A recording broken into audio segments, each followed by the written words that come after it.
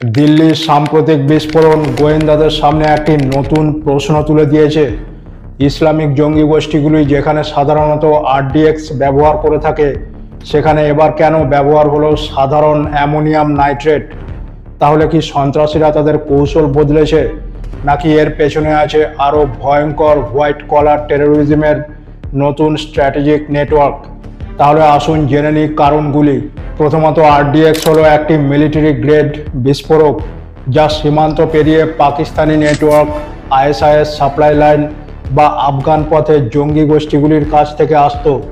কিন্তু বিগত কয়েক বছর ধরে ভারতীয় সীমান্তে অবস্থিত প্রায় প্রতিটি গ্রামই ভারতীয় গোয়েন্দা সংস্থার নজরে রয়েছে, কারণ একসময় সীমান্ত পেরিয়ে এই সব গ্রামগুলিতেই আরডিএক্স সহ অন্যান্য বারুদ মজুত করা হতো।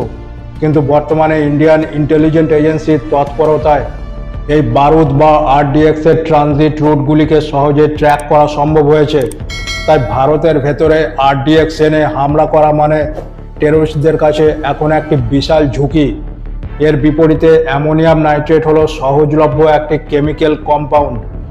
বিশ্বব্যাপী এই যৌগটি fertiliser, open cast coal mining, metal mining এবং সিভিল কনস্ট্রাকশনে ব্যবহৃত হয়। এমনকি অনলাইনে ট্র্যাক না করে লাভজনক দোকান থেকেও কিনে নেওয়া যায় অ্যামোনিয়াম নাইট্রেট।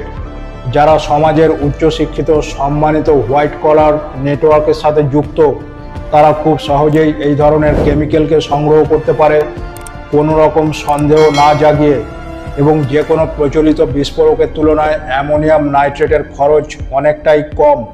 তাছাড়া অ্যামোনিয়াম নাইট্রেট নিজে একটি এক্সপ্লোসিভ নয়, কিন্তু যখন কোনো ফুয়েল অয়েল বা জ্বালানি তেলের সংমিশ্রণে আসে তখন এটি একটি মারাত্মক বিস্ফোরকে পরিণত হয়।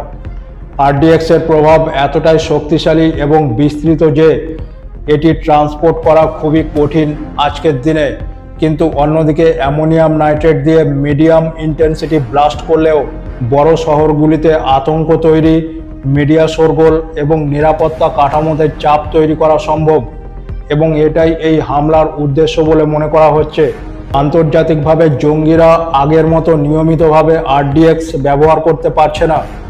পাকিস্তানের আভ্যন্তরীণ সংকট, আফগানিস্তানের তালিবানি সরকারের স্থিতিশীলতার লক্ষ্য, রেস্ট্রিক্টেড সাপ্লাই চেন এবং ভারতের স্যাটেলাইট সিগন্যাল ইন্টেলিজেন্স অনেক বেশি শক্তিশালী হওয়ায় আরডিএক্স এর ট্রানজিট রুটগুলি আগের তুলনায় কঠোরভাবে মনিটর করা হচ্ছে।